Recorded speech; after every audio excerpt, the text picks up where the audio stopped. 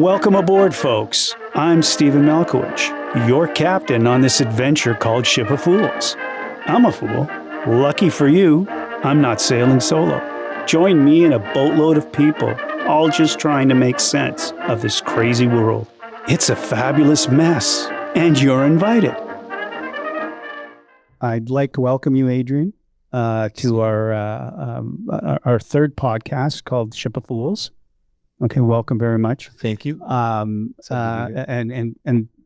to do a brief introduction about this podcast that we're doing, it's based on the 1965 film by Stanley Kramer, and I encourage our listeners and our viewers to watch the movie.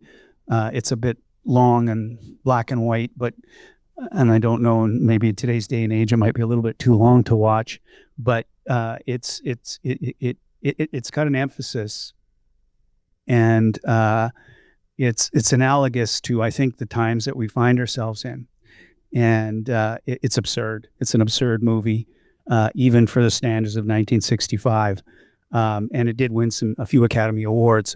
So the premise is for us to have interesting conversations, while at the same time attempting to interpret the absurdity of our world that we find ourselves in. Totally. So without further ado, I'd like to introduce you as you are a doctor. Yeah. The Ph.D. Yeah. Ph.D. Dr. Adrian Bulzacki. You are a professor at University Canada West here in Vancouver. You have a Ph.D. in electrical engineering as well as computer science. Yeah, computer engineering. Engineering.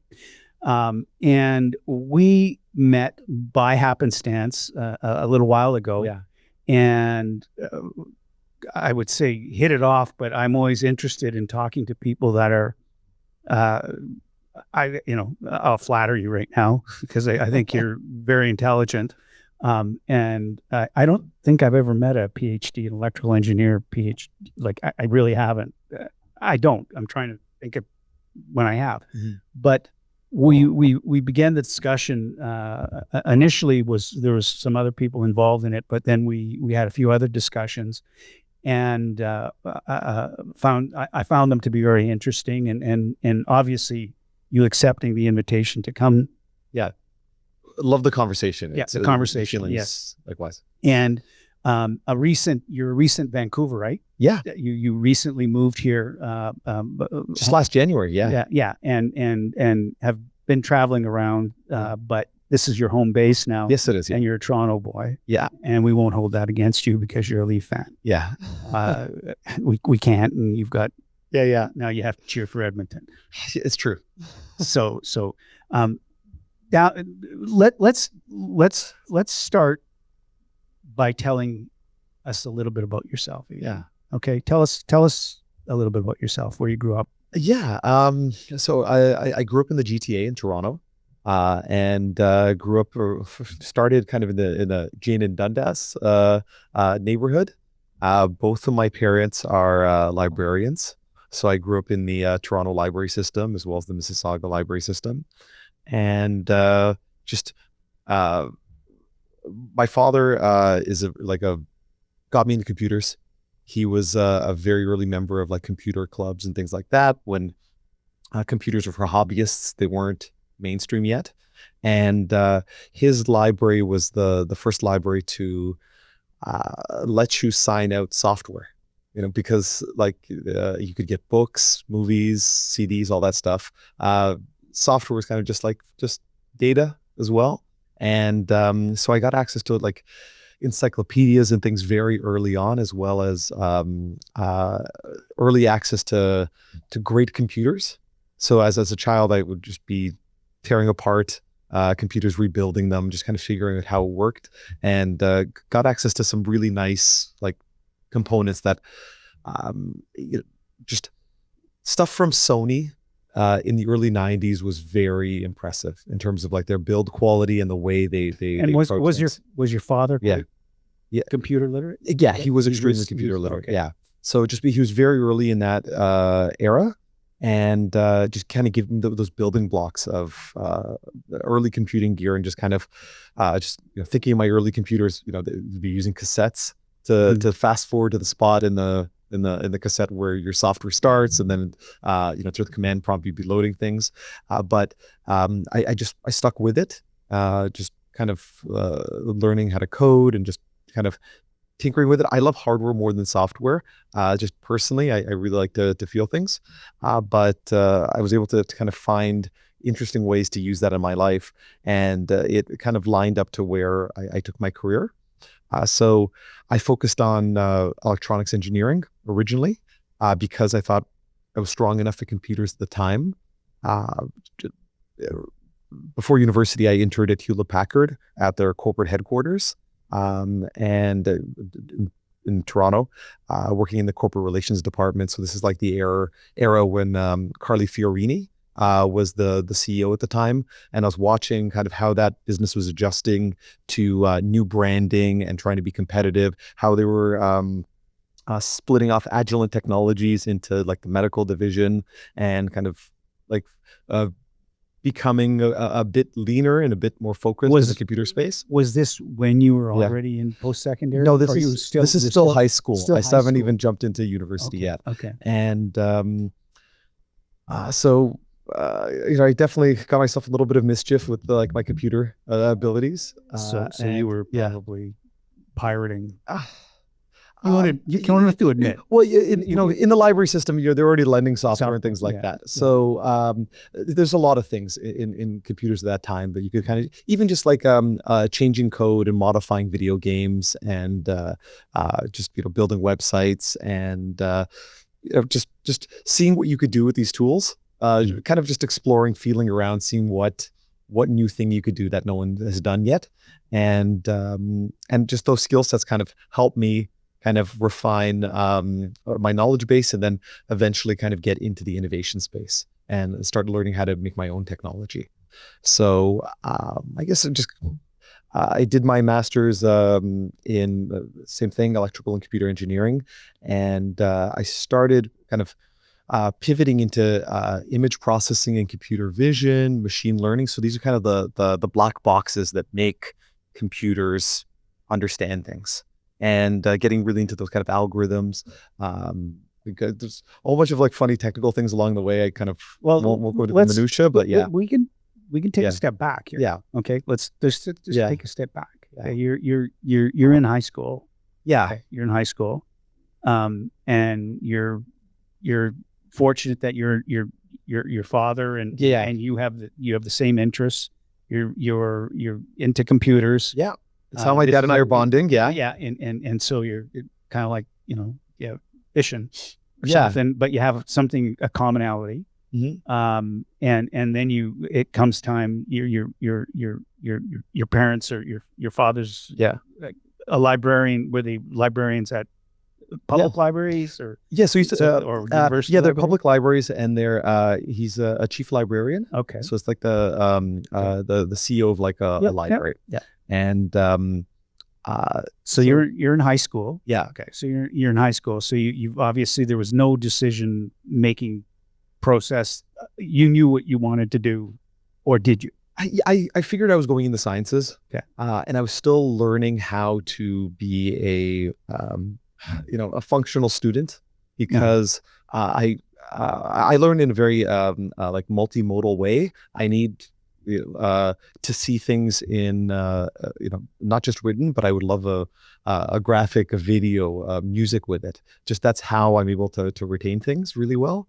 So at the time, the classroom was not doing that for me, and my home life and the access to the materials that I have, media and things like that, are really kind of where I'm getting my building blocks and putting this stuff together. And try to think of any kind of funny anecdotes from there. You're in high school, and then there's a process. Obviously, you're gonna proceed with your education. Yeah. Okay. And so, what was the deciding factor to stay in the GTA? Yeah. Or go and that's You strike me as a fairly bright individual. Yeah. There were no the aspirations to go to an American school or to Not initially. Like I was just had a very healthy home life. Was trying to stay home a little bit, Okay. and then I would do some semesters abroad later on in the U.S. But I just after working for Hewlett Packard, that kind of made me want to either get into like the enterprise space or just kind of get into the world of business, and that kind of. I was really close to just not going to university. And I was really on the fence, even if I cared to finish high school, because things were kind of working out well enough. And I was. So let's put a time. I want to put it. When did you graduate from high school? What year? This is like right before The Matrix came out. Like if I think it's 1999. 1999. Okay. Yeah. I can't think of the exact year. So 1999. Yeah. You're coming out of high school. Yeah. Okay. And you got to make a decision. Yeah. As to where you're going, but you wanted to stay home. Yeah. In your and there's multiple schools in Ontario. Yeah. It's true. And so in my case, I wasn't a great student in my undergrad. In high school. In high school. But I did really well with the just forgot the name of the test that the US does, the SATs. The SATs. So I had done the SATs and I had done really well on the mathematics portions, and it kind of made it clear that I might want to try a U.S. university or university that would consider those. So I went to a private university in Ontario, and that would let me transfer into the U.S. Later on to complete my education.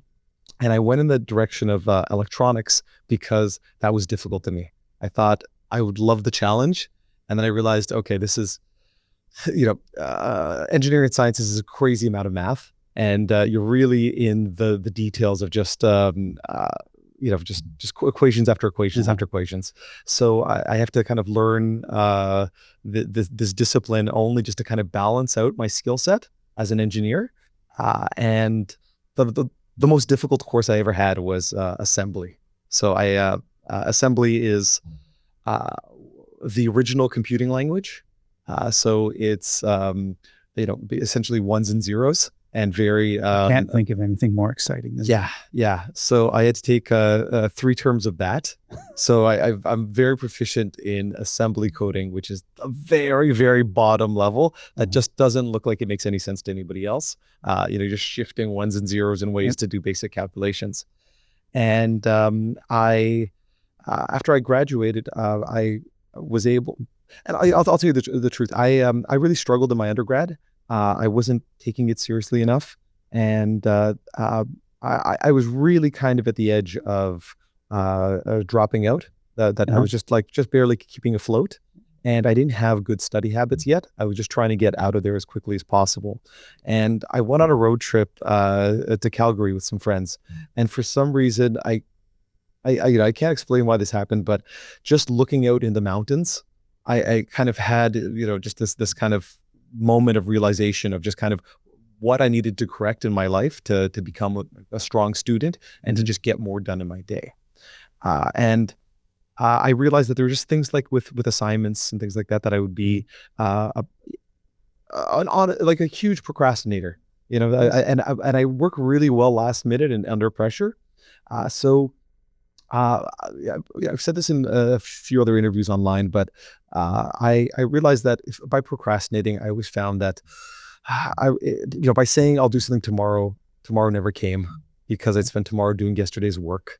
And I just kind of became obsessed with what could I do from the future now so that I could live every day in the future, rather than, and I just really honed that. So this is we're talking about your formative years post-secondary. This is undergrad still. Still, it's undergrad. Yeah, but just kind of like the back half of my undergrad. Okay.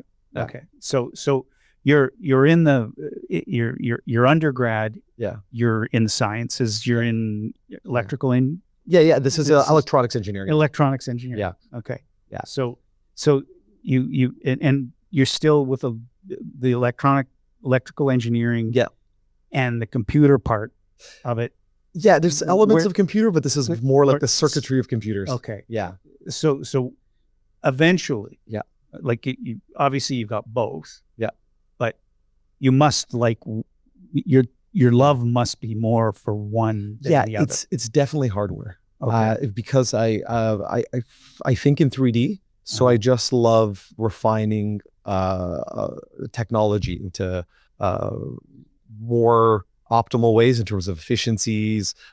Like I really love overclocking things. So taking overclocking is when you take an existing component and you kind of tamper or modify things in it to make the clocks like the gigahertz run faster, so that you get maybe next generation's performance out of this year's. See, I'm nodding my head, Adrian, like I'm pretending like I Yeah. understand what you're talking about. Yeah. It's like boosting a car's turbo. Okay. Yeah, it's you could do that to computers too. Okay. I can kind of tell you why. When the way semiconductors are made, and CPU companies tend to make one type. Let's just say they have different series and things like that. But what they'll do is they'll make them out of the same things, and they'll have the same components in them, and they'll downclock them to create value chips, mid-tier chips, and higher chips. Okay. And you can tamper with things in the computer to force it to go back to those clocks and even further than their highest chip. So so you're in essence jacking it up. Yeah, exactly. Yeah, so so you get crazy value out of these cheap components. A lot of it also depends on being able to cool things properly, because most of these components are designed for standard cooling. But if you know things about like liquid cooling and how to bring those temperatures down, you can run computers hotter, but at higher clock speeds, and get that extra performance out. And most computer parts work that way. Okay. Yeah. Okay. Listen, I'm asking. Yeah. Like these are. It's a great question. We're not geeking out here. We're just all we're doing is we're having I'm asking questions because I don't know the answers to them. It's a great one, because we'll have callbacks to that one in like 2 or 3 other topics, I think. But cooling things to get them to do things. Yeah. So you're going to school. Yeah. And then you decide that you're going to continue to go on the path to get your PhD is not. Yeah. That's not like that. Yeah. It's a commitment. Mm-hmm. It's a commitment to get your master's. It's a commitment to get. Every time you go up a level, it's more of a commitment. It's a weeding out. I personally know that. Yeah. And so you're working. You're already doing the Hewlett Pack. I mean, you're in high school. Yeah. Right? You're doing that. Then you go to school, and you're working towards your undergraduate degree. Yep. And while you're working on your undergraduate degree, were you always thinking, oh, I'm just going to continue progressing with my education here? Or were there points where you said to yourself, you know what, because that's not uncommon, like to go, you know what, I'm just going to go do this.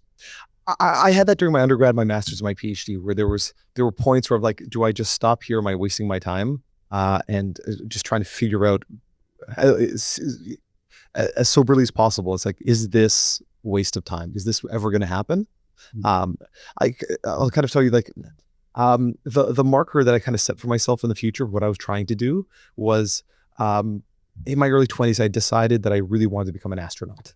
I'm not saying that's where I'm trying to go right now. It's just, I figured that if I set the bar that high for myself, that telling myself the story of that backwards, those skill sets, even if I never got that, because that's like a lottery ticket, astronauts spend a lot of time on Earth, really, I wanted to at least have those skill sets. Yeah. So that gave me a good habits for physical fitness. I knew I needed a PhD. I needed all these extra skill sets to come together, and better discipline. So I set that as the marker, even though that's changed over the years. But I wanted those skill sets in case the opportunity or interesting opportunities came up. I would have a good skill set and a path less traveled to mature me. So you're finishing your undergrad. Yeah. Okay. And was your undergrad at at the University of, Yeah, it was in Toronto. Yeah, it was in Toronto, and then I ended up transferring into Columbus, Ohio, Okay. and graduating in the U.S. And then worked for a auto manufacturing company called Nippon Seiki as soon as I graduated, where we made gauge clusters for cars, and that was just kind of clusters for yeah. cars.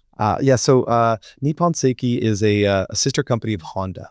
Okay. And when Honda was making scooters, this company was making the little instrument panel that told you the speed. And as Honda got bigger, this company became a significant player in the car gauge clusters, like the odometers and things like that.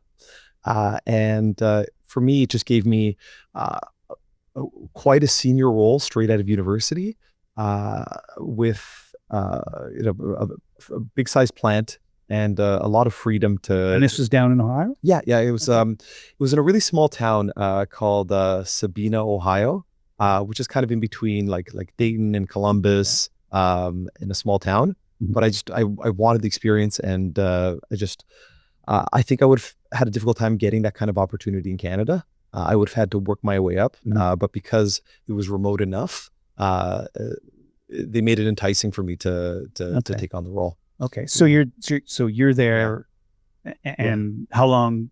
Yeah, so I end up there for about 9 months or so. Okay, and just getting really good at circuit manufacturing, because there's a lot of circuitry there, and this is like a fairly state-of-the-art circuit board manufacturing plant.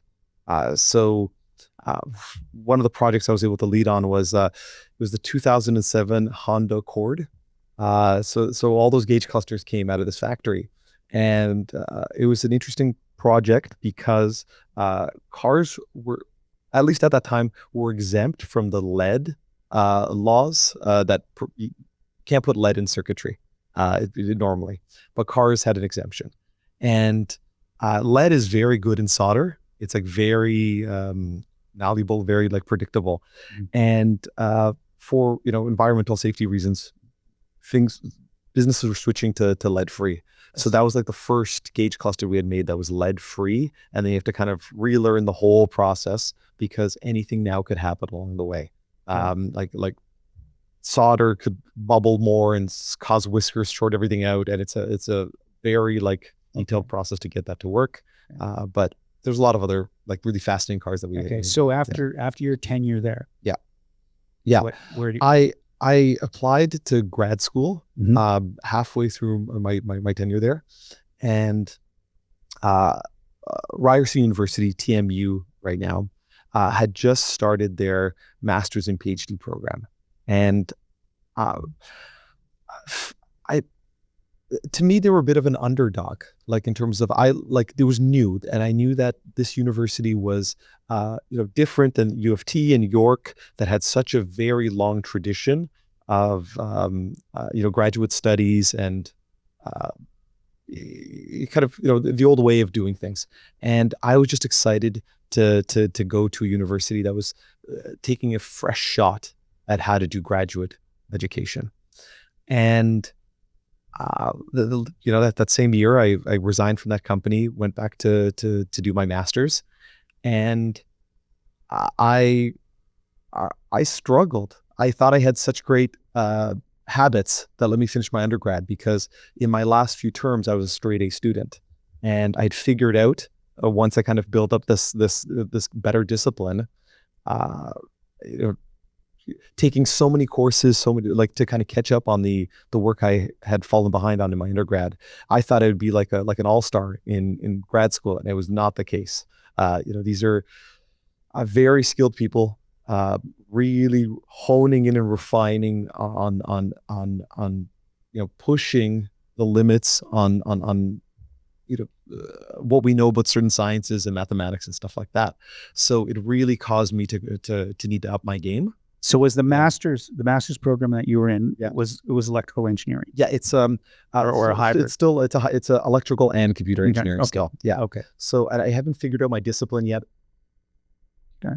But I had hit a point again where I felt I wasn't enjoying this. I was building really interesting things. One of my assignments, we had to build a a CPU essentially from scratch using some of the newest tools, like designing a CPU. And Explain what a CPU okay, is. a CPU is the main brain, is the computing unit of a computer.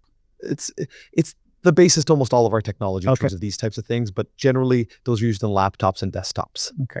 Everything else is still a microprocessor. Okay. This is just a very specialized one. And that I was just telling a friend the other day about how mind blowing it was that was an assignment we had to do, where we have to design a CPU and use these really sophisticated tools that are fairly restricted in terms of who has access to these types of software, because it's sensitive in terms of computer chips kind of run our world right now. Yes. And that knowledge was kind of always kind of guarded.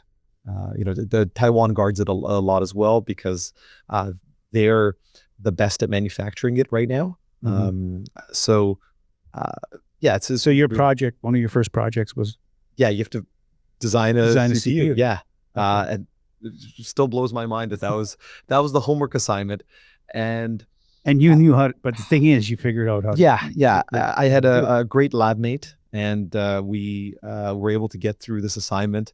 And it's done on terminals, like terminal prompts and things like that. You have to run really complicated software. I think it was Cadence at the time. That's what the name of the software.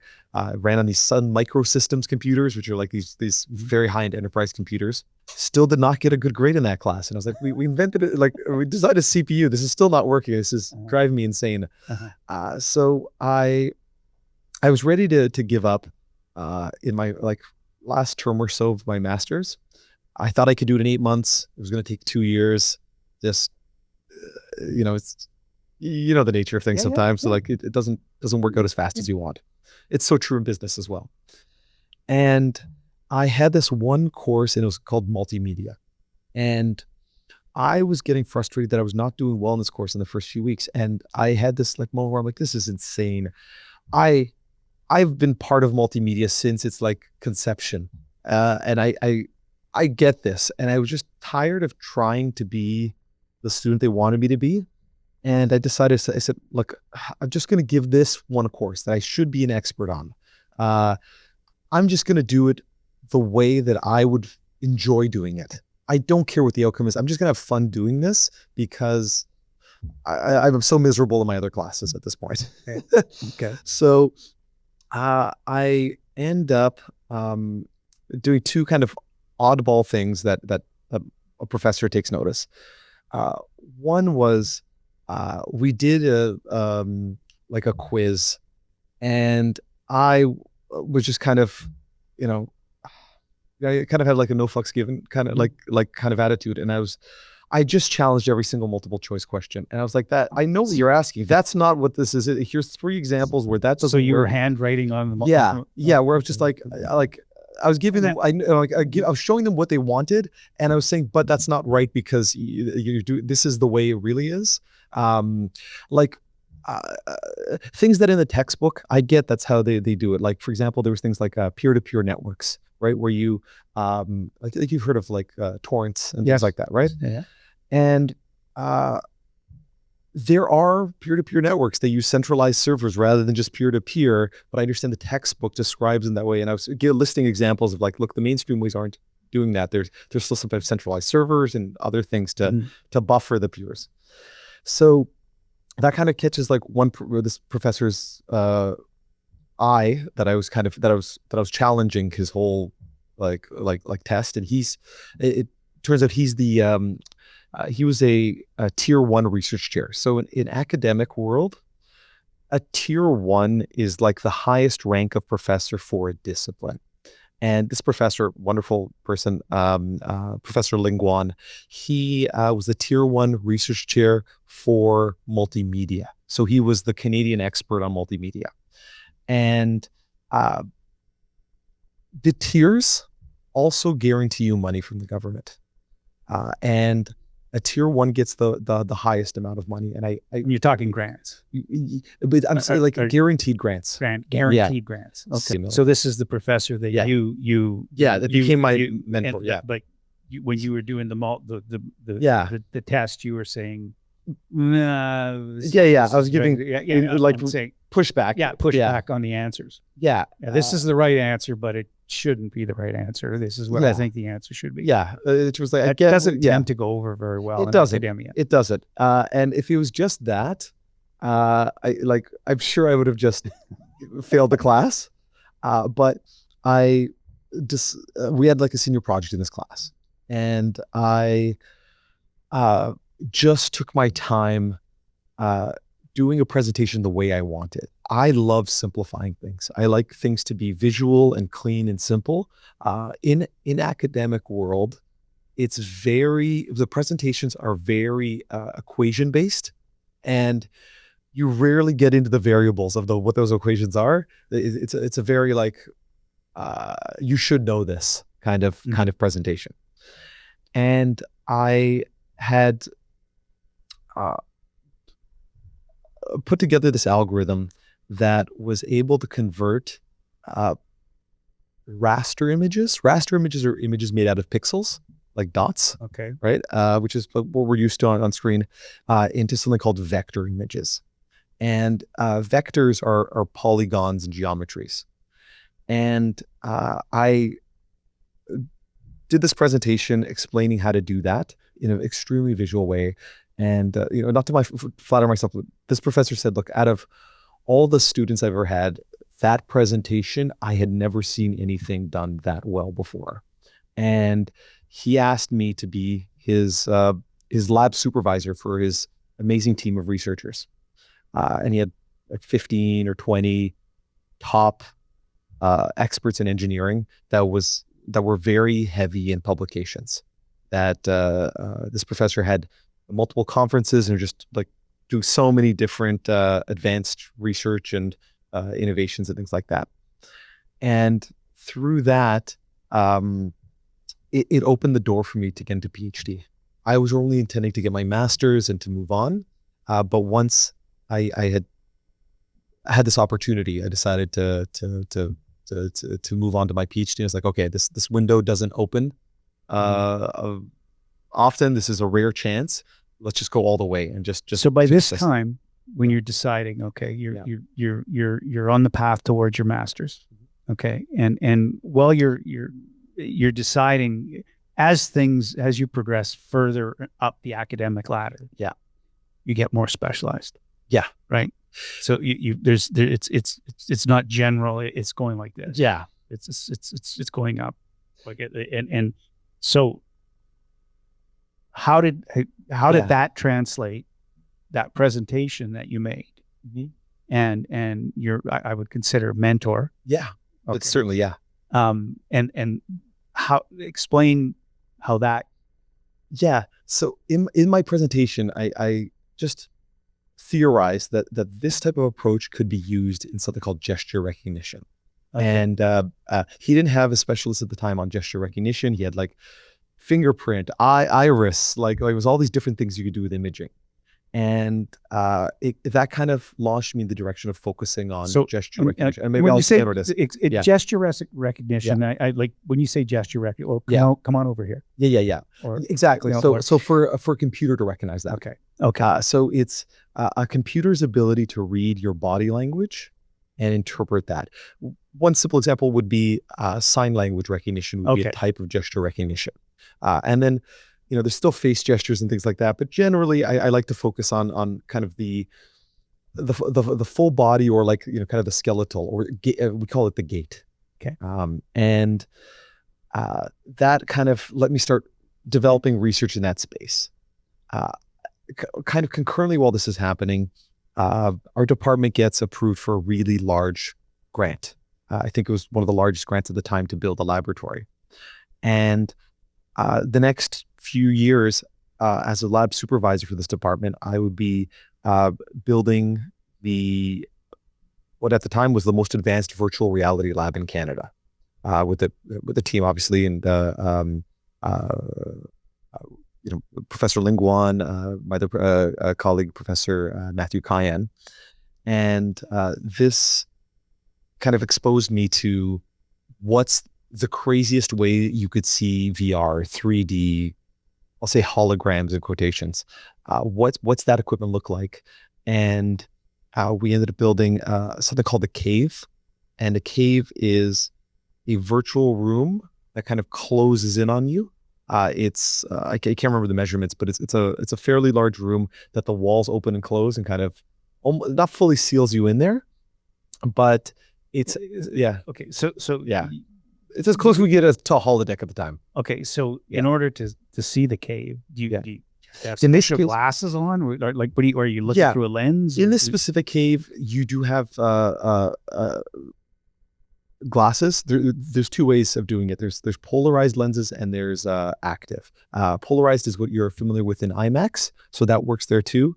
And then these active shutter glasses kind of flicker back and forth so that the two projections on the screens are able to look 3D. Okay. And this stuff is all stitched properly. So if you kind of imagine, if you're looking at a corner, because these things are so seamless, you're not seeing a corner, you're seeing like the proper volumes of what's in that virtual world. The walls kind of disappear on you by being in that space. Okay. And it does something called head tracking.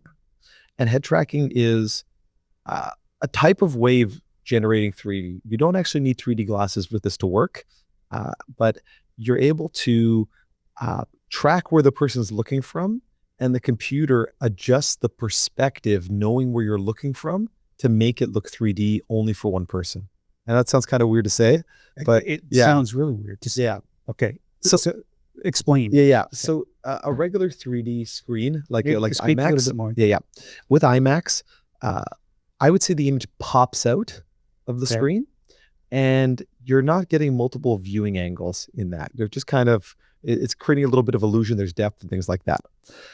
With head tracking, it's almost as if the screen becomes a frame to a window that, as you look and move around, it's you could see behind the frame.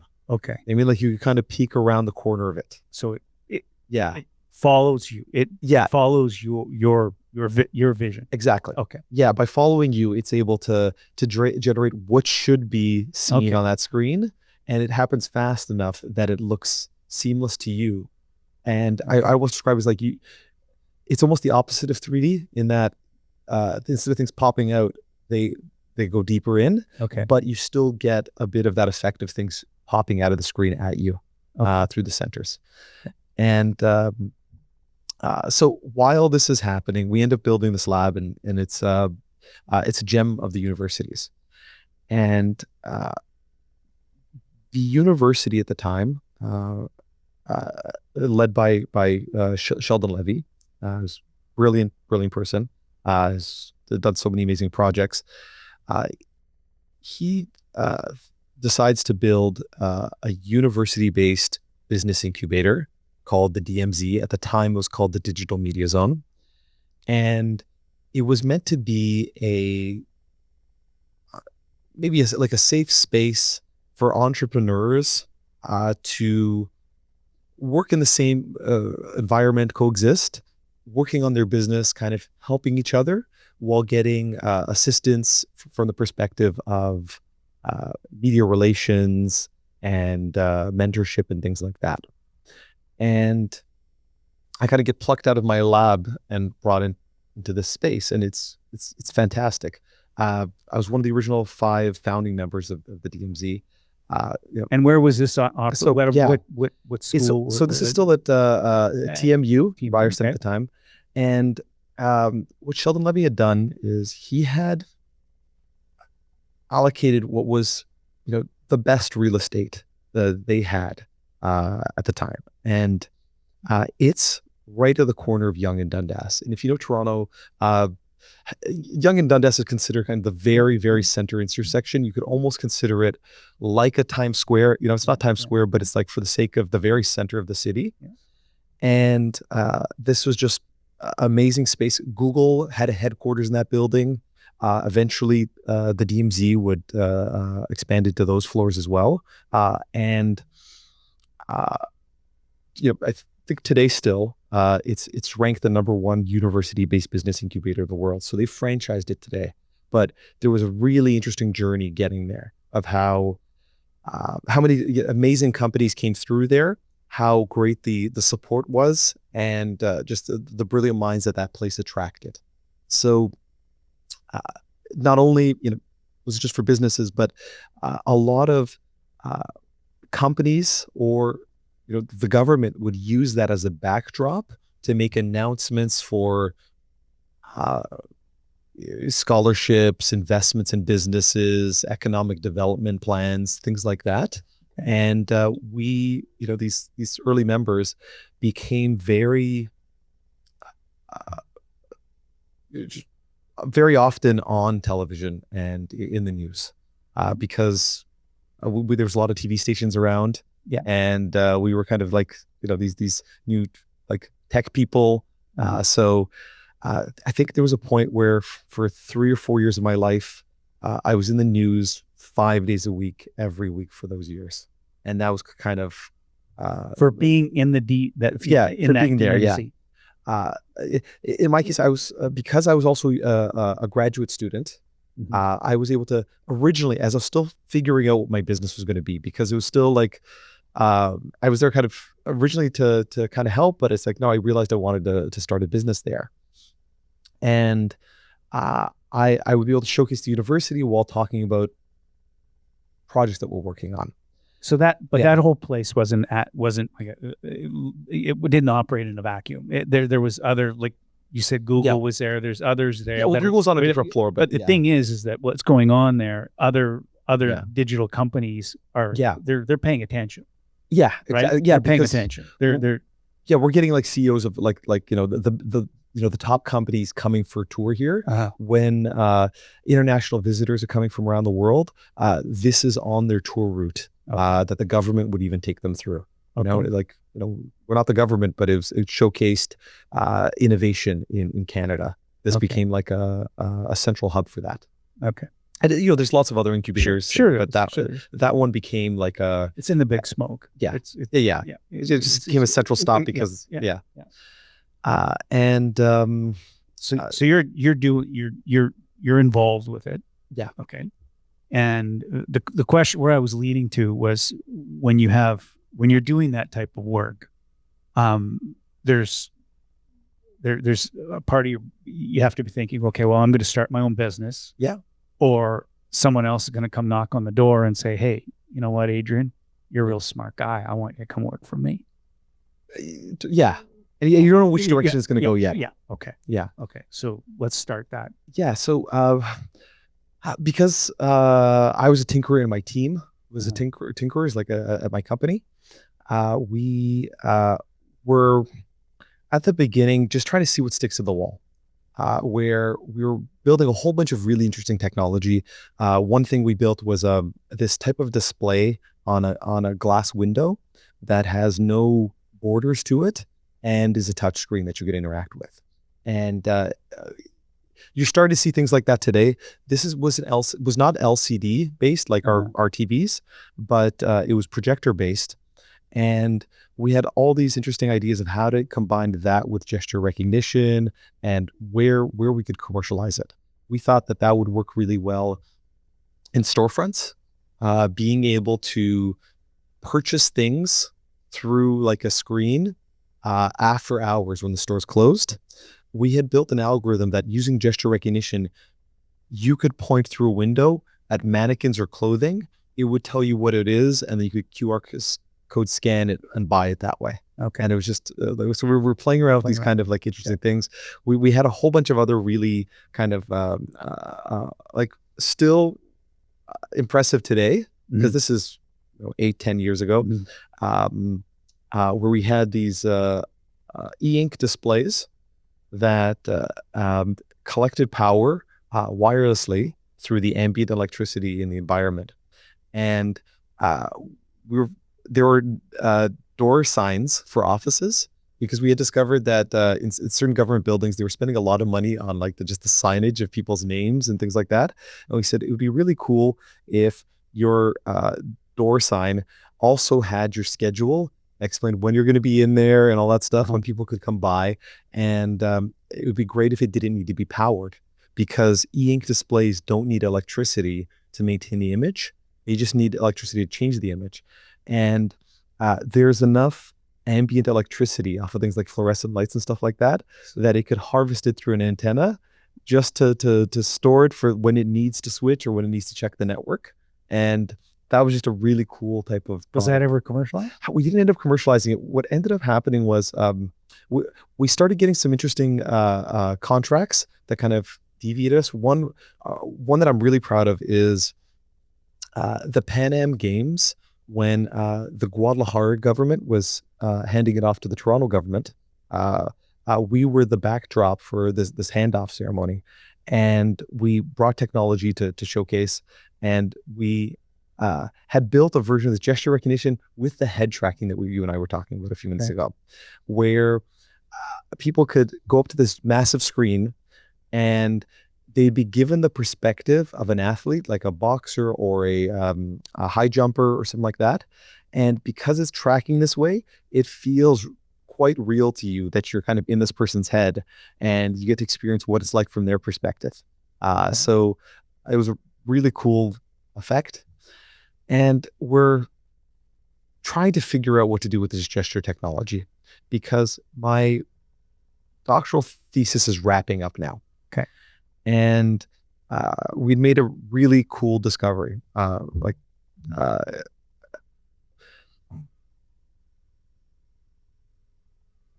We tried to collect data. I say we at this time because like this, the company was developing a game called like Charades for Connect.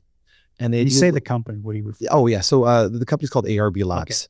Okay. So this is still this is my first company. That's kind of first company. Is that still within that DMZ?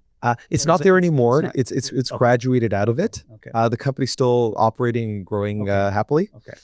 And we had kind of put together this software that you could play charades across a network. And my thinking was that by making a game like this, because my motive was I needed to come up with a way to compare my research against others and to just build a more accurate gesture recognition system, because that became the direction of my thesis. And I structured the game in a way that as people played it, they'd be converted to avatars on the screen. And if somebody could guess the gesture that you were doing faster than others could, like other examples of that, the software would weigh that. Weighing is a computer, like a machine learning term. Weighing means like offsetting or giving more priority to something. So yeah, I need you to back up. Yeah. Because you're talking to a dummy. Okay. So when you say weighing, it's like the cameras. Yeah. So the cameras are looking at. Yeah. So the cameras are looking at you. Okay. And we were using the Microsoft Kinect at the time, which would already kind of build somewhat of a skeleton of you to put as a character on the screen. Okay. And we had algorithms that kind of normalized this stuff so that we could treat everybody's skeleton as the same skeleton. Okay. To make the data cleaner.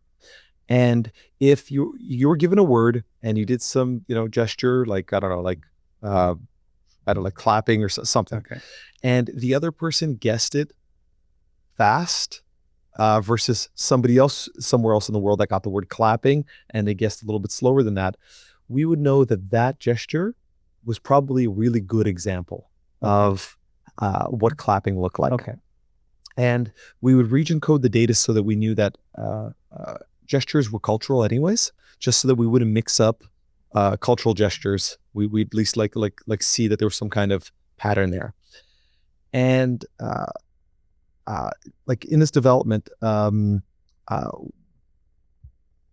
discovered that a computer could recognize gestures really well. And I'd refined this algorithm that could predict your gesture about 1.8 seconds before it happened. And that was kind of the holy shit moment, because that gives you a whole bunch of intel and reference. Valuable. Yeah, exactly. If I knew if I knew before you were going to hit me. Yeah, exactly. So that was like a huge thing. It was on the Discovery Channel and a whole bunch of other places when we had shown this algorithm. And now the question was what to do with this, because no one had ever, like to my knowledge, done something like that before. We were in Fast Company magazine, like And on the 10-year anniversary of the movie Minority Report, and they reached out to us because they wanted to talk to us about like gesture recognition, because in the film, Tom Cruise's character is like interacting with their hands to move things like that. Yeah. And they want to know kind of what the state of the art if we're at Minority Report yet.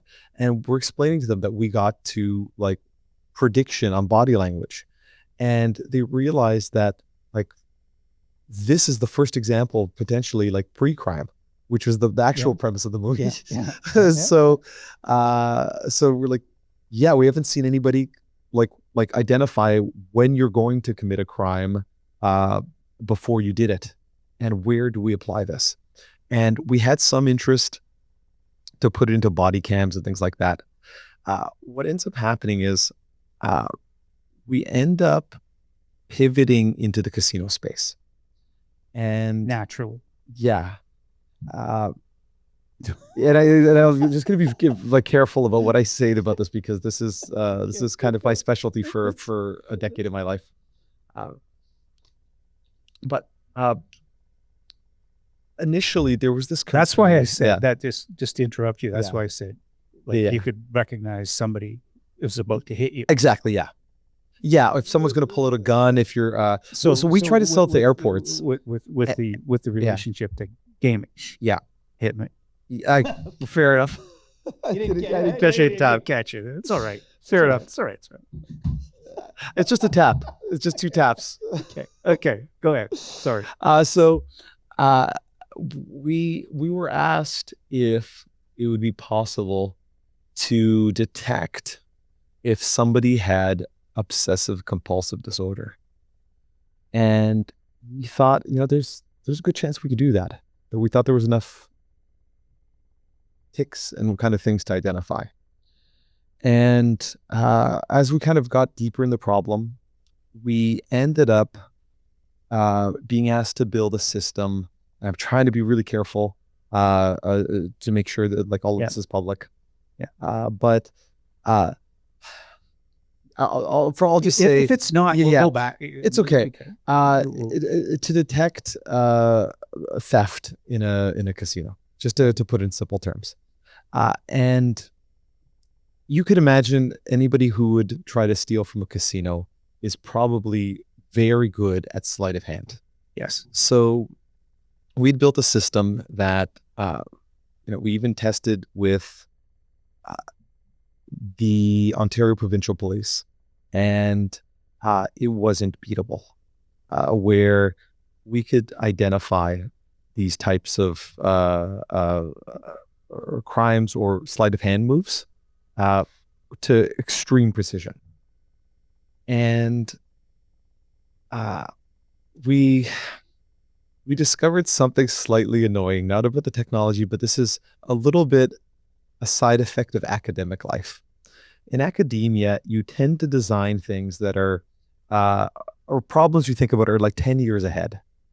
And we had discovered that the client that we, the market segment, this may be too far ahead in terms of the customer's ability to fully appreciate what that means. And we kept expanding our offering, and eventually this company became very specialized in the tracking of wagers on casino table games. So the company's very skilled at patents and has a very robust patent portfolio. Again, I know there's things that you can't do. But it's the most advanced company for tracking monetary transactions at a table game. And that kind of gave me an interesting life for a bit. Okay, so Yeah. explain why is it so like monetary transactions at a table game? Okay, Yeah. now there's one obvious thing that comes. Okay, well, cheating. Okay, you want to you that just jumps right out. Okay, I want to make sure if I own a casino, I want to make sure that I'm not getting cheated. Okay, so there's other there's other branches to it. Yes. And this is accountability on both sides. Okay. So that everybody knows how much money's moving back and forth on the table, because there's that data historically is not clear. And I'm trying to tiptoe around it because there's some industry terms that I need to be careful not to use. But the accuracy of existing models has a lot that needs improvement, and I mean a very significant amount. And if you're not suggesting that cheating's easy, it's more than that. In terms of, it's more about the general operation of that type of business. Okay, it's almost as if you had a convenience store and you didn't have a register. Okay. And you just, money was coming in and things were leaving. There was a pile of money at the end of the day, and you weren't precisely precisely that inventory. And that's a massive business. Yes. Right? Like these casinos are moving lots of money. Yeah. And because casinos are very profitable, things, it's okay. Yeah, they're okay with it. They're like, they can deal with this. And we knew that that was essentially the holy grail of that industry. And other companies had tried to pursue that. And we went at it very methodically, knowing that this was that this might be an impossible problem.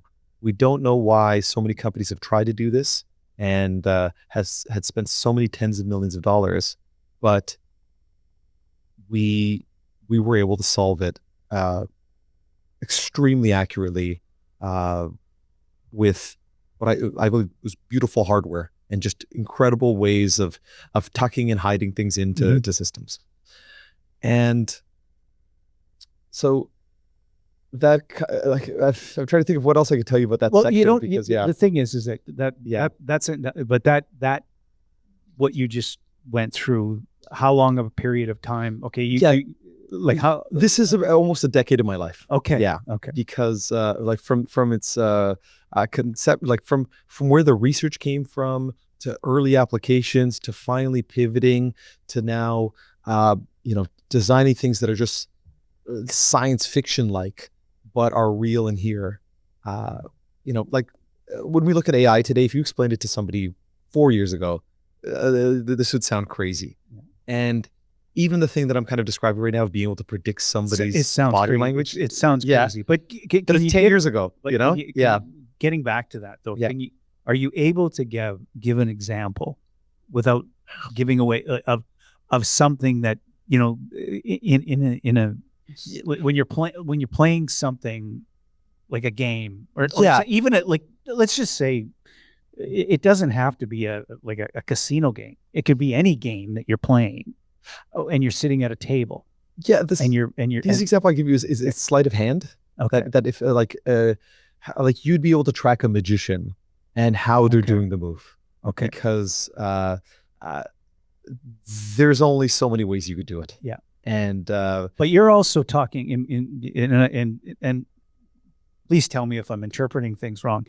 You're also talking about and the anticipation of something that is going to happen through recognition and saying, listen, this is going to happen. Yeah. Okay. So, and that's a great point. Okay. Yeah. So like you're, like I'm sitting here, there might be, and I'm being facetious when I say this to you, Adrian, but I could be thinking about punching you in the head. Yeah. Okay. Now and you're talking about, you take that and you put it into a gaming situation, and that what's so I'll stick with the punching me in the head example. So if we were in a sensitive space Yes. and the system went off and said, this person is about to punch that person in the head, it would send an alert out to security and say, get there, tackle them right away. By the time you're tackling them, we're going to give you all the evidence showing the exact moment that they committed the crime, as your evidence log. But just know it would certainly get there now and just tackle them because So we know how do what's you? coming. It's okay. Yeah. Now I got another question. Yeah. Because they just keep on coming here. Yeah. Is that you have to have a data set to get there. Yeah, you do. So like you have to be watching people punch people in the head. Like, At its dimple, you'd want to be an expert at punchings. Yeah. So yeah. In our case, our system's an expert of sleight of hand, and or like possible movements at a table. At a table. Yeah. Okay. Yeah. So you're in the casino. Yeah. The casinos are very interested in this. Absolutely. Because this is for one, it's about margins. Yeah. And protecting assets and competition. Mm-hmm. So it's an intricate business that needs to go through something called a digital transformation. Mm. Digital transformation is when you take a business and you make sure that every single piece of the business, what everybody's tasks are, to all your inventory, to where everything is digital. And what you're able to do once you have that is you're able to find new business opportunities through the analysis of that data. So a simple example is Netflix. Netflix is a fully digitally transformed business. And because they know our watching habits, they know exactly where we're pausing, playing, what we're streaming, what time of the day, all this interesting data. They know how to create new content for us or new verticals based on our habits. So that's something you wouldn't know if you were simply, a Blockbuster. Yeah. And it's like, okay, these are renting out and then they fade away after a week for some reason. Nobody's renting them anymore. Yeah. This is so having that digital data really transforms what your opportunities are as a business. Mm-hmm. And that industry is still going through that. And you wouldn't expect it. You've seen Ocean's 11. Laser beams in the basement, all that stuff. It's not necessarily the case. Yeah. To say it carefully. Mm-hmm. But there's elements of that business that are extremely state of the art. Like places like Vegas, are very modern. Like if I don't know if you've been to the Sphere yet, but no. It's mind shattering of an experience. As somebody who's built VR stuff, it's incredible. It's truly incredible, that room. Best show on earth in terms of it will knock anybody's socks off. So I was able to see it during CES this year, and nothing prepares you for it. Just even walking to that Sphere is it's mind blowing. Yeah, it truly is, all the way through. As somebody who understands the technology, it's dazzling me. Even though I get what's happening and how it's working, just the grandeur of building such a thing is incredible, and how complicated it is to make sure everything's working properly, because there's so many intricate pieces. Is that something, just to go off on a tangent, is that, you would consider that a piece of hardware, right? Yeah, to me, that's hardware with like very well-controlled software to make things happen. And also, is it replicatable? Is in a smaller, or is it just, it's so damn big and so intricate? It is. It doesn't need to be that big. I've played around the idea of like, okay, well, if you're trying to build it for 100 people or 10 people, what's the sweet spot? Because I would love to have one of these at home. It's incredible. It's doable. LCD technology and like these micro LEDs and stuff like that are getting cheaper and cheaper and cheaper. The sound system is fantastic in there, but you can mimic that kind of effect in a smaller scenario. But at least if you're miniaturizing, the visuals would be your biggest challenge to just get that right, because there's a lot of other ways to make sound in a smaller space. But the sound in the sphere, to my understanding, is that it's not just a whole bunch of pixels, it's a whole bunch of speakers.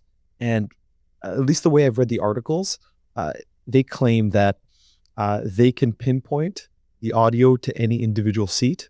So you could be hearing a different language and the person next to you could be hearing a different language. That's how much their control is of the environment. Okay. So that's overkill for a small room, but so it's, I think we'll see that soon enough. Yeah. Okay. So that's just a tangent. Let's get back to the gesture recognition thing. Yeah. Because that's a not just from like a gaming perspective. You know, that is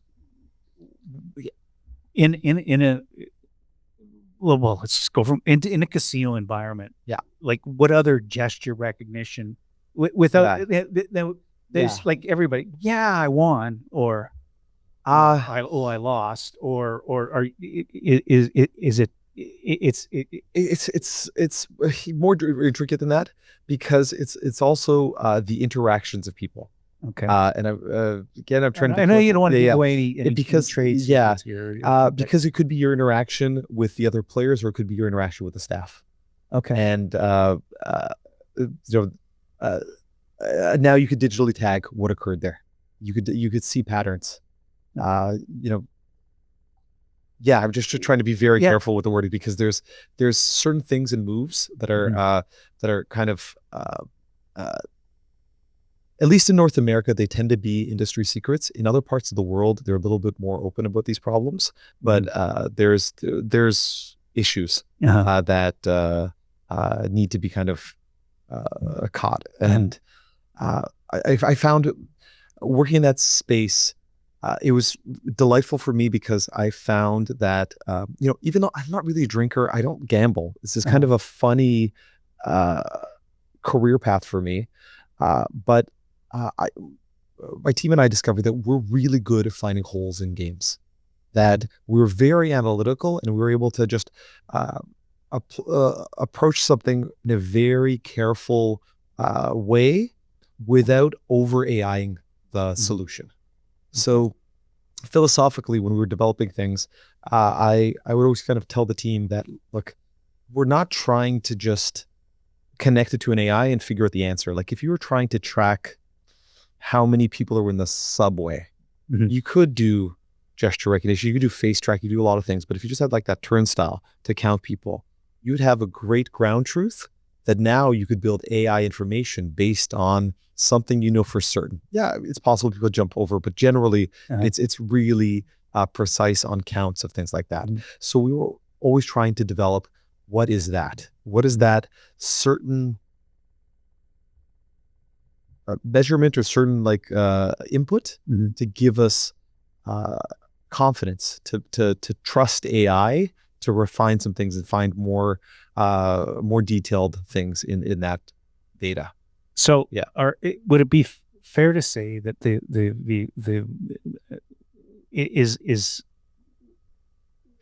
this is being done in every casino in North America?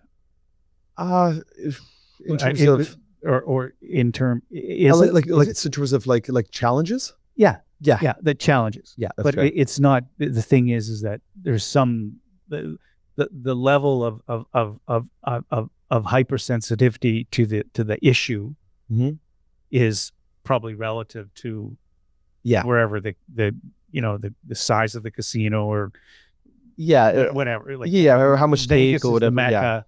It is, right. It's the Mecca in North America. Yeah, because they're so competitive. Yeah. And then probably the largest would be probably Macau. Okay. But Vegas is still that central place for if you just think about the competition, how many casinos are next door to each other. So that gave me a very unusual life for a while of living on the Vegas Strip. So how long were you there for? It was years. And it would be, 5 weeks on, maybe 2 weeks off, actually living on the Strip, because you want to be close to those customers. And it gave me a very funny view of the world for a bit. I guess I'd spend months there, and I'd never get a chance to go to the pool, just to kind of like I was in work mode, and you'd start to notice odd things. You start to notice that everybody else is in the same kind of emotion. I'm on vacation, I'm indulging, I'm having a great time, and you're not feeling that. It's a beautiful place, like decadent food and all that stuff, and you start to notice that Vegas is on a playlist, and if you're walking the same places all the time, you start noticing that it's the same songs. That I'm near the carousel, so it's this song. I know I'm near here, so it's this song, and you start living that almost every day. Hence, you have the residencies of comedians and actor, shows and that kind of thing, and you use press button and rewind, again. So I can imagine being there for that amount of time. Because you're not meant to stay there. Like I think a lot of hotels, 10 days they kick you out in terms of they're you're not allowed to stay longer than that. That's at the very least you're not allowed to stay in that room. So I would have to keep jumping hotel rooms just to be able to stay on the strip because they don't want hermits. Yeah, what I mean? But the thing about Vegas though is that I find far more interesting than the gambling end is the people watching. I agree. It's probably you get all walks of life, and you can't you can't describe it. You just sit there and watch. Yeah, it's crazy. So and they're wild and party like and unhinged. And I find that's a huge contrast to what I would describe as the locals. I find the locals are very.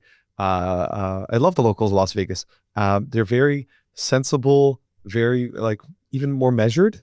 I think so many of them work in the industry of keeping that Vegas strip going somehow, that maybe deep down they're tired of everybody else's partying mania, that they kind of are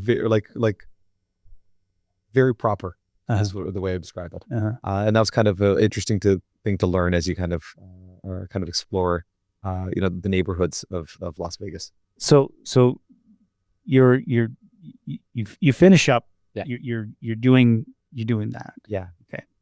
And then you decide that it's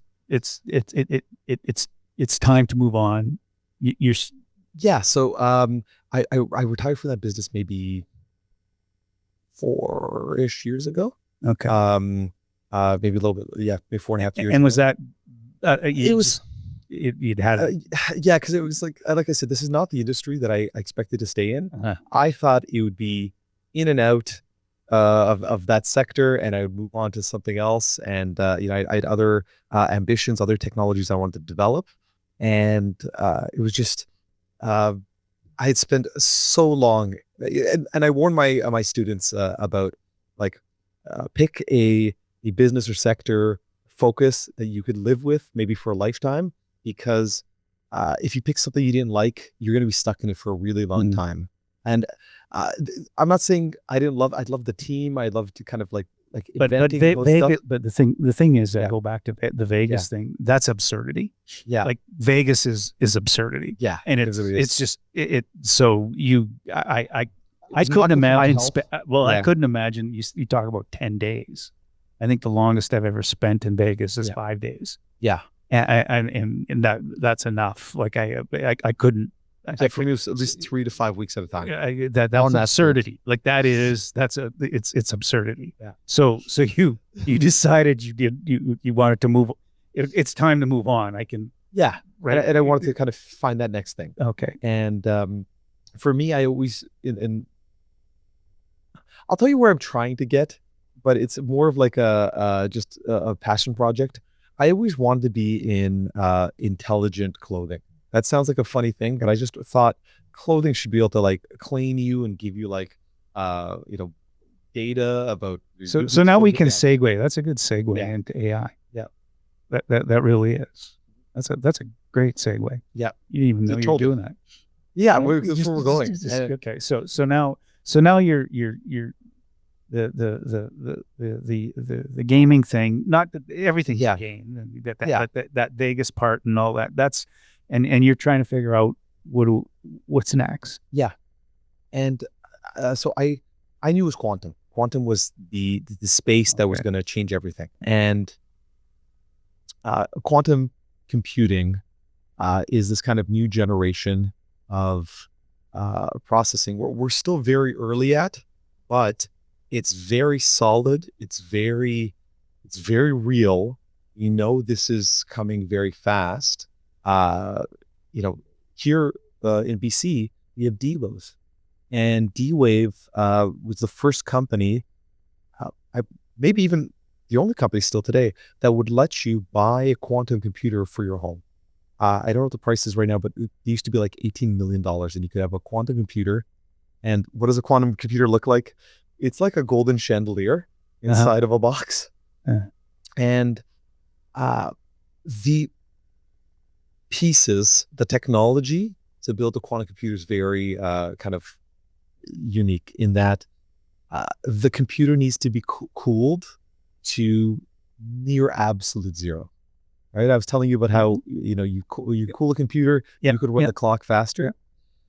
There's something else that happens when you get that cold. You start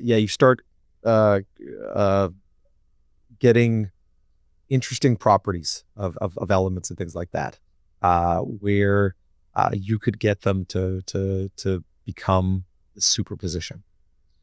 And so again, I'm not a quantum physicist. You know, I'm not even really that focused on quantum computing. But there's elements of quantum that I'm very interested in, and I really like to focus on something called a quantum sensor.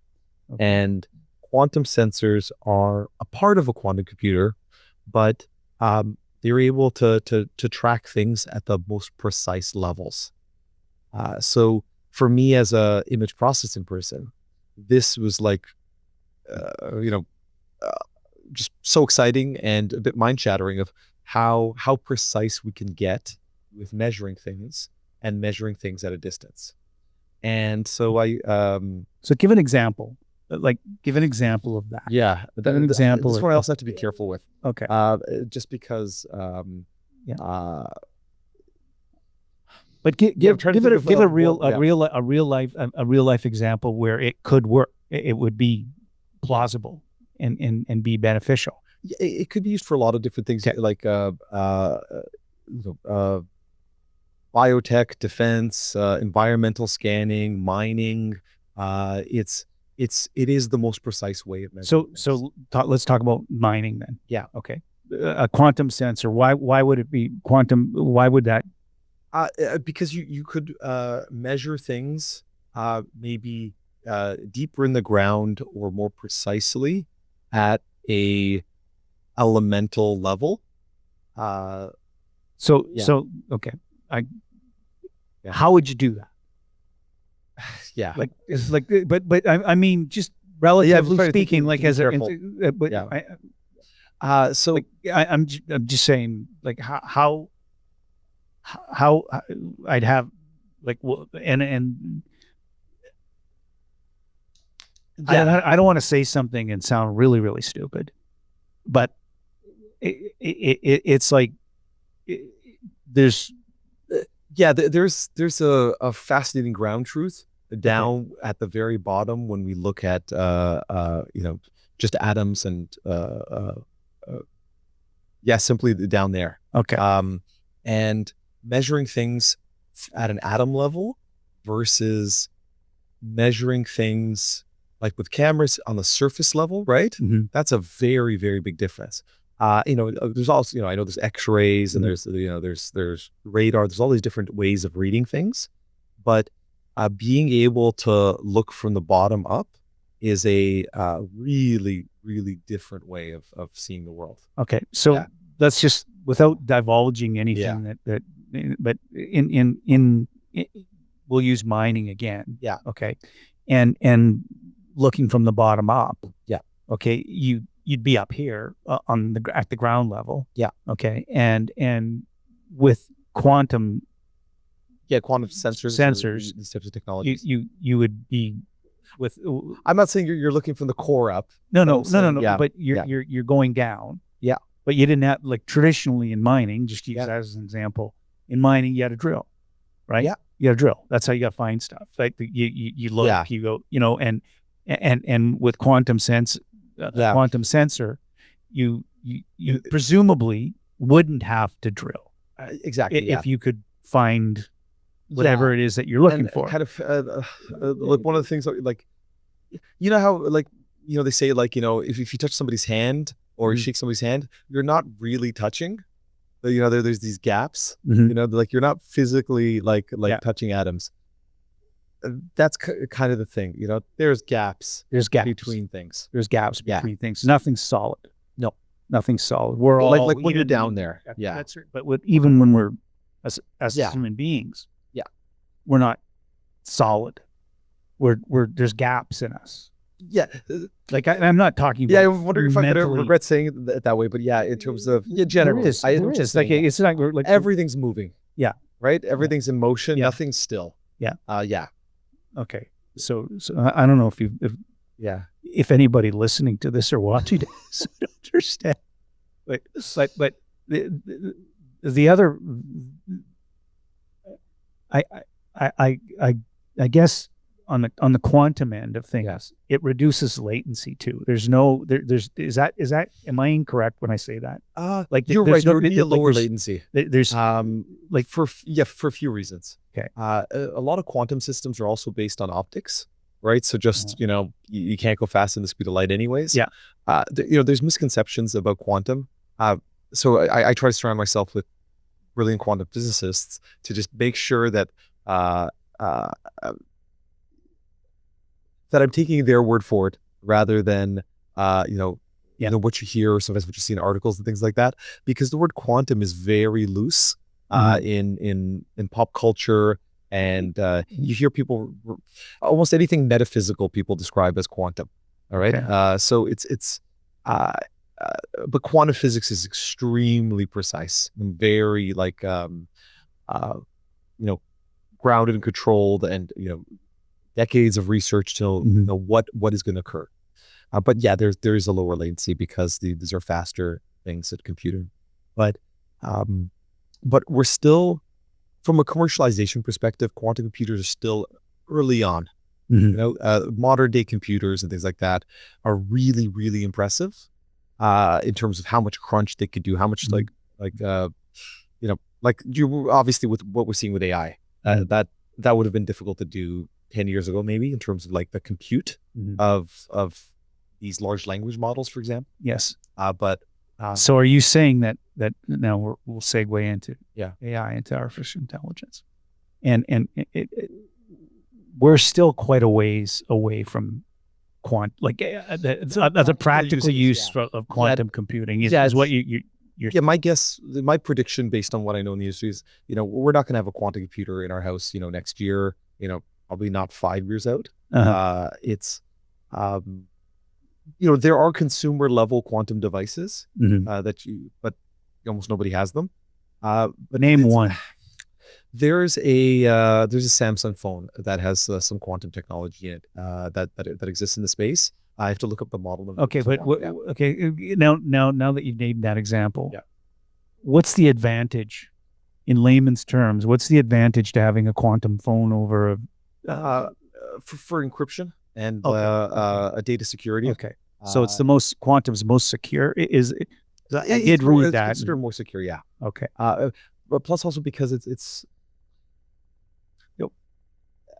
Apple used to be considered more secure, let's say, than Windows, because like Windows was the main OS, right? But we're in an era now where Apple is the main system, right? So as secure as Apple devices are, they're still the target of you'd want to hack somebody's iPhone or their iMac or things like that, because you have a larger catch, in terms of a bigger user base.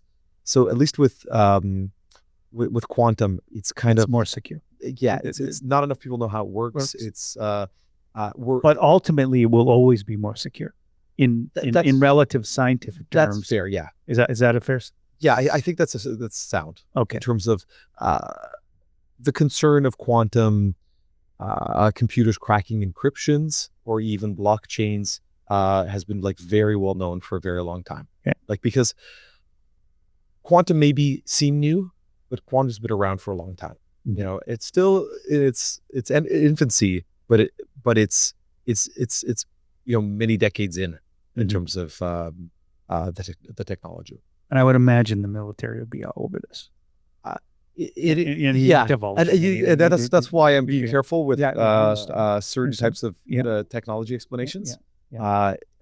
It's quantum is often a national security priority. Yeah. In terms of being at the forefront of that, because the risks would always be that a bad actor could use a quantum computer to infiltrate infrastructure, So, for example. now we're talking quantum, tie the quantum computing into AI. Well, Are we all dead? no. Is it over then? Is it like it? No, but I can tell you about a third option. Okay. Yeah. Okay. The third option, and we were talking about this. You and I didn't have this conversation last week. Okay. But is the brain in the dish?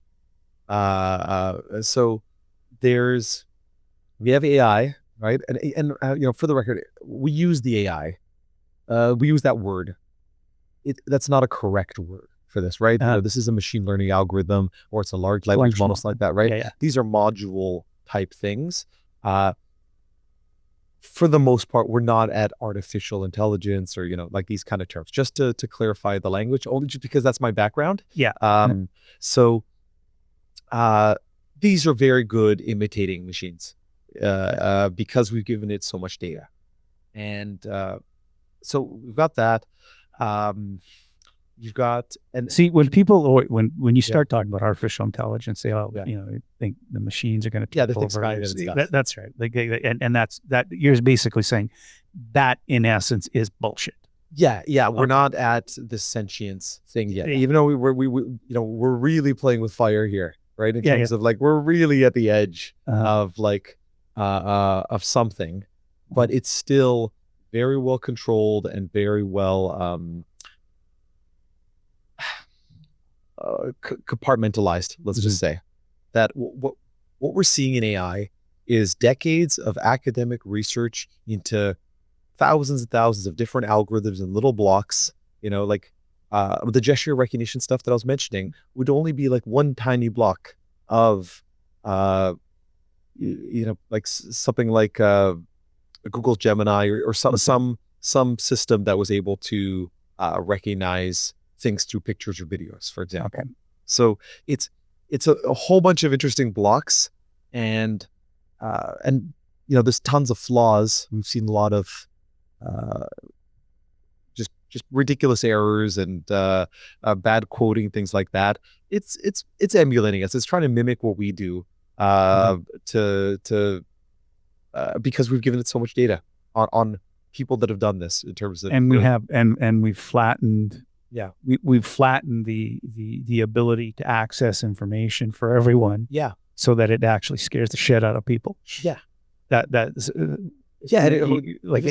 we never talk about the good things. We talk about the things that could potentially scare the shit out of us. And it is, and to be fair, it is being used now. Yeah, like AI is being used. There's no question about it. I use it every day. Exactly. So do I. I think we all do. Should all be using it for a few hours a day. I know. Exactly. I will keep Sarah Connor happy for in terms of like we're giving all this stuff to the machines. But it's I always teach my students, or at least lately, I've been teaching my students, look, your job is not going to be replaced by an AI. Your job is going to be replaced by somebody using AI. Okay. Yes. Like get better at this. Because you could be so much more agile and efficient and more correct about what you do. So these tools are here. Just keep up to date on them. I'm going to ask you that brings me. I want your opinion on this. This one here is you're in an academic environment. You're teaching. Okay. Is do you, and this is an opinion. It's not. I don't expect anything but. Is it making students stupider? because there's an expectation that I'm just going to put this into Chat GPT and it's just going to pull this out for me and da da da da. You still have to like you get like I can do it. So that is a huge risk. So at least with my students in classes, I make sure that the way they deliver their assignments is not something they could have done too easily with an AI. So for example, like I think almost all my assignments with my students require a video presentation of them explaining the idea. So they have to actually know what the hell they're talking about. Yeah, and because these are already senior, like end of program grad students. There's a lot of elements that they need to include in the way they're describing things, and simply reading something at me on a video is not gonna. Could you? So then okay, that you've answered that question. But do you think that you could progressively get so good at it in grade school, in learning how to use AI to almost like bluff your way through school? Yeah, I think you could. Yeah, honestly, because that's why like the system needs to keep adjusting and changing, because it's not necessarily bluffing, because it's also your tutor. You know what I mean? It's making you smarter. Yeah. It's not like you're not its puppet in terms of, but it's giving you hopefully good reference material and structure and habits and planning and all this other stuff based on the best of what we know in the world. But it could also be giving shit. It could be. And that's that's the issue. That's the I guess the conundrum that we have. But that's like saying if we go from the horse and buggy to the automobile, it gave the ability to you could be drunk driving a horse and carriage and be okay, but if you're drunk driving a car, you can cause a lot more damage, right? The horse is always get you home. The horse can get you home. We lost so much. Maybe that's a bad analogy, but it's an analogy nonetheless, right? It is. No, it's reasonable. It's reasonable. Like so that to me is like I think Peter Thiel said this. With all the technology that we've come up with, we still don't have flying cars. Okay, like now maybe we do, and you know about them, and you're just not telling me. I mean, but we don't. We still have some serious fundamental problems society in our society. Okay, and which should breed commercial opportunities for entrepreneurs to solve. Okay. And the AI, any kind of AI I agree with you. It's a tool. It's another tool in your toolbox. But you still have to have this tool. Yeah. To be able to ask it that question, it's like it's slang now, prompting, but knowing how to connect these things. So I find I'm jumping between multiple AIs just to, and you're also like wanting to rip your hair out when it's not doing what you're specifically saying to do, and it's still like giving you the wrong answer, and you waste a lot of time sometimes going through those steps. But if an AI might be able to design you a better flying car, maybe just through going through the simulations, and even more so, a quantum computer could probably do that one day, just because. The hope with quantum computers is you'll be able to do things like material discovery, or vaccine discovery, things like that, where it's an answer that we haven't figured out yet. And AI is kind of just going on based on what it knows, in the database, and kind of almost like reading it verbatim. Yeah, there's some logics, but it's at times it's a bit of an illusion. In terms of the way it's like parsing sentences to make things happen. It's ChatGPT originated from a sentence completing bot. So in terms of like, if I start the sentence, how could it possibly end? So it was less focused on accuracy as it was at mimicking dialogue, or like sentence structures. So And so AI, though, basically, it's at its very fundamentally is just it's a large language model. Like it's learning. yeah, It's the text-based ones. what- The one that was kind okay. of revolutionary Was was that. Okay. But you also have the image generation ones, right? And then you Like have the like dollar. audio Yeah. generation, and Yeah. then video is a derivative of the image. Okay. And just in the last week, there were some major advances, like out of Google, in that realm, where Google had a keynote last week, and the stuff they released like really was dramatically ahead of a lot of things. That Are you talking about video? Are you talking specifically video, for specific- example? okay. They do a lot of other stuff like I think it's Notebook LM, where you can make podcasts. Yeah. Yeah. Right. Yeah. Right. Are we inside of one of those? Did it hit that level? Well, Yeah. I can say I've had a little experience because my partner who you met Yeah. has done Delightful. that. Yeah. And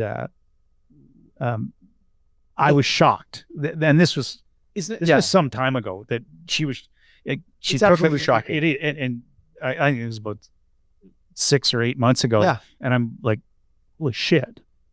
That actually, if I was listening to that, I go, Couldn't tell. I couldn't tell. Yeah. I couldn't tell. So, but we're in a real one right now. We're talking. You and I are talking. We are, right? Yeah. Right. Right. So we're here. We're here. So, and like the earlier version of that from Google was they had an assistant where it would call restaurants and make reservations for you, or like deal with your appointments. And what they found was that like that line of like where did it become human sounding was by adding all these ums and uhs and maybes and uncertainties in our voice that made it really sound like us again, like real people. And that's kind of like Notebook LM is kind of an evolution of that. And then now we've got their new, I'm just forgetting the names because I've been playing with so many eyes this week, but their video platform. And you're able to now have video with the mouth syncing up properly and like it looking really natural in the interactions. So could you, or when are we going to be to the point that you could actually make like a movie doing that completely? Like, it's really like in the current version, you could do 10-second clips. So if somebody just sat down and just tried to get 10-second clips at a time, you could make a functioning movie out of that. And then I'm very big into like the localized AI. I'm looking at Edwin here. Yeah. Because it used to be easy to like the term deepfake, right? Where you take somebody's video and you kind of modify it so that their mouth is moving and you've emulated their voice. And Jimmy Kimmel does that real well with Donald Trump. Yeah, he does a lot of those. And, that's existed, I think, for over 10 years. But the thing is, it has existed, but it's getting better and better and better and better and better and better. And it's getting easier in terms of it's like now prompt-based. So also like these are the online tools. These are the things that are consumer level. Yeah, but there's a lot more there's stuff a lot more behind. And it's a lot more because this came out of academic world and all this stuff is still open source and available. So there's versions where you could run them on your own server localized and set it whatever way you want. And, for example, you could eliminate the restrictions that may exist on each platform. Maybe some have an opinion about, not using real people, or not letting you upload an image of yourself to make it of you. You have to describe a generic person, things like that. So it's really impressive, to say the least. So is it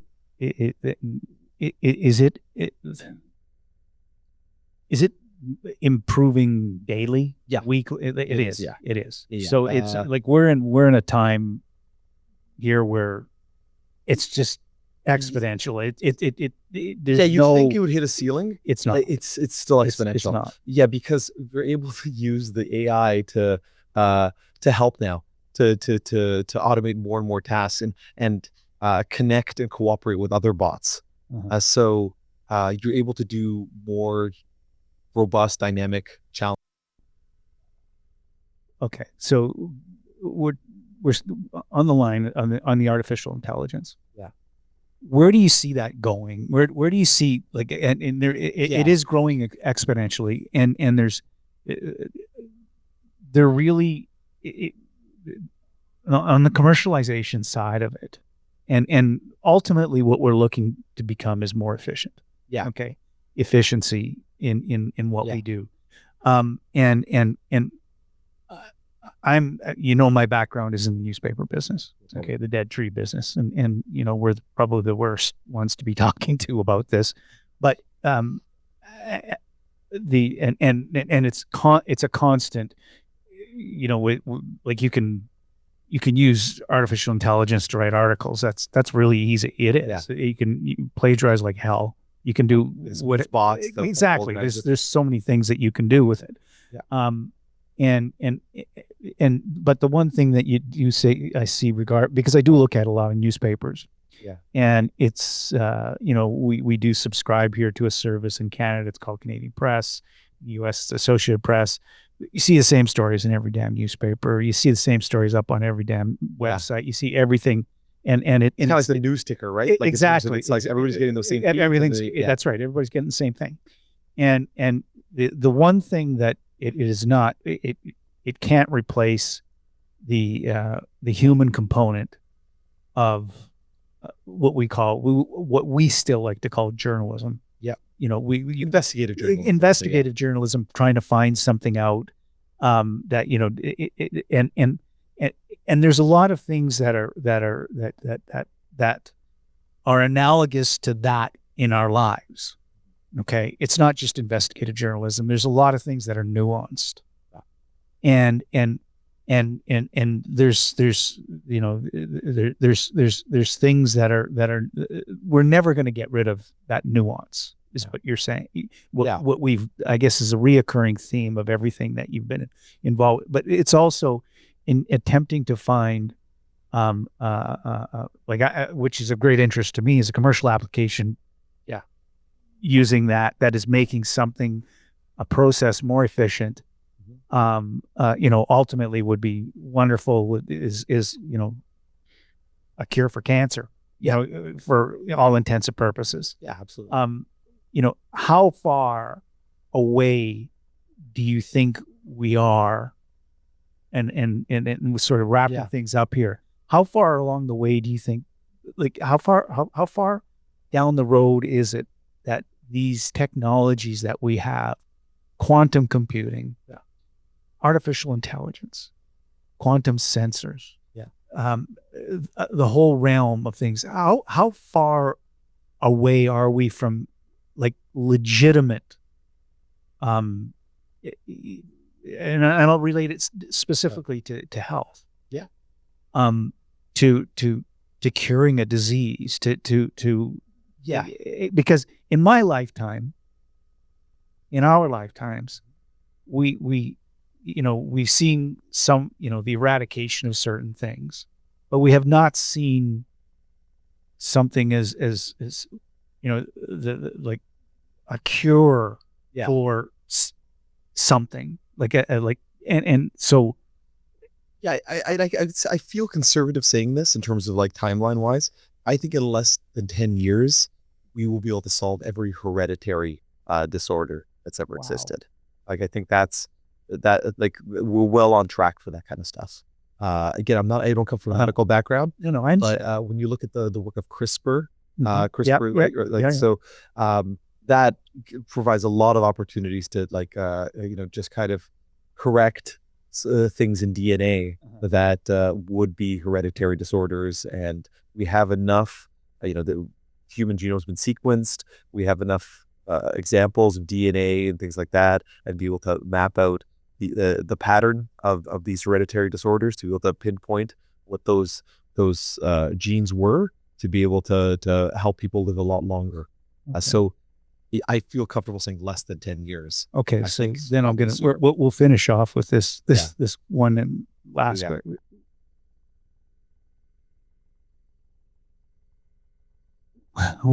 Yeah. I want to put this. I'm trying to figure out how to put this appropriately. Um, would it make is this technology stack that we're talking about? Yeah. Is there any way that it can make? I'm not going to say I don't want to say people smarter, but the ability to use common sense. Yeah. Like to be not, I could say as stupid as we are, as wasteful and dumb and the stupid shit that we do all the time. Do you see a path? Because I'm like, there's absurdity all around us constantly.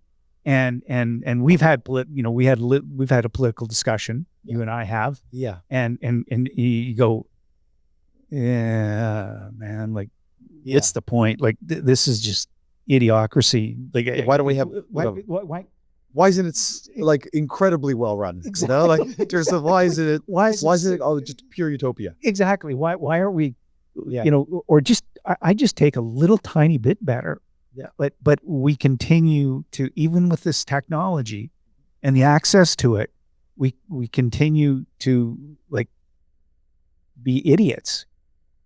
And like now I'm not saying everybody's idiot, but you know what I'm saying. Right to be idiots. Exactly. You have the right to be an idiot. Yeah. And be stupid but like how, I think it'll improve at like the way we learn, because you are an academic and you are teaching, so you bear some responsibility. Yes. Like on Friday I was on a panel talking about the future of education and how it relates to AI and things like that. And so there's a lot of challenges and there's a lot of elements that human beings bring to this equation that we should be less robotic in our lives, that we should be more present, we should be more empathetic of others, we should one example I was giving was if you have to fire somebody, as a business person would have to do, to be empathetic, to be there, to take your time with that person. Mm-hmm. Too often we managers want to do it kind of like a robot. It's like we're terminating your position and you're being walked out, for example, right? People remember that causes damage. It's all going to cause damage to the manager that did it too, psychologically.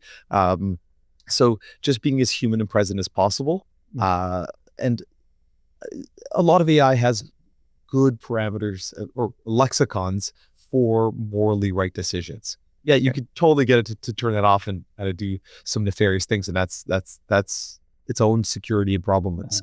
But I think this will ultimately, hopefully, it will lead us to a common sense revolution. I would hope so. I would hope, because you already see the way Google's working now, right? Where it's not even prioritizing the Google search results now. It's just telling you, you know what, this is what the internet says. Here's the answer. Just stop scrolling. Here's the answer is yes. So, but there's a few technologies coming around the corner that AR, like augmented reality, is going to dramatically change things. I know we're not here. I know, and that's we've had that. I'm an AR. I love VR and all these different things. Right. So when you start adding these, an AI digital assistant inside of your glasses as you're walking through the reality, reminding you what everybody's name is, what the last topic you talked about, overlays of data, a crack in the sidewalk that you didn't step over and break your wrist. Yeah, the way kind of like Google Maps or Waze warns you, with potholes and things like that. You're gonna have all this stuff real time, enhancing your day. You're often optimizing you through your life. I think that will hopefully be more of a blessing and less Black Mirror or less Ready Player One, hopefully. But I badly want those glasses. Google gave us a hint at that promise. So that one's harder to figure out. When are we going to be there? Yeah, 10 years, hopefully less. But I think we'll start seeing major jumps in maybe 3 years Okay. in terms of as this starts getting in the hands of regular consumers in a year and a half or so. Okay. So there's that, Okay. and then just the other one, like the elephant in the room, is humanoid robots. Yeah. That seems far away in terms of to the regular person. Yeah. But that is going to come really fast. In my technical opinion, the hardware is done. It's been done for a while. It's just the consumer applications for it. I'm saying consumer. I'm not saying enterprise because factories already use these things. Yeah. They're using a robot dog. Yeah. So I think this will hold the test of time. I think, again, I can say less than 10 years, but maybe in 5 years, you'll have a humanoid robot in your house, helping you with, carrying things, painting your walls, maybe cooking for you, things like that.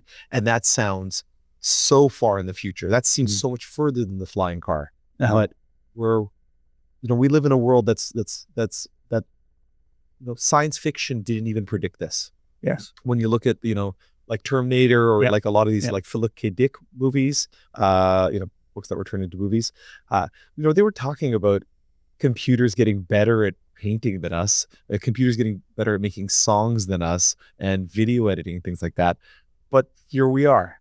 Yeah. We never thought the computer would take the art away from us. I know it could be debated, but it's very good at mimicking what's already an artist. Yeah. So that produces some interesting challenges. Well, Adrian, thank you so much. If there's anything like, are you? That's great. You teach?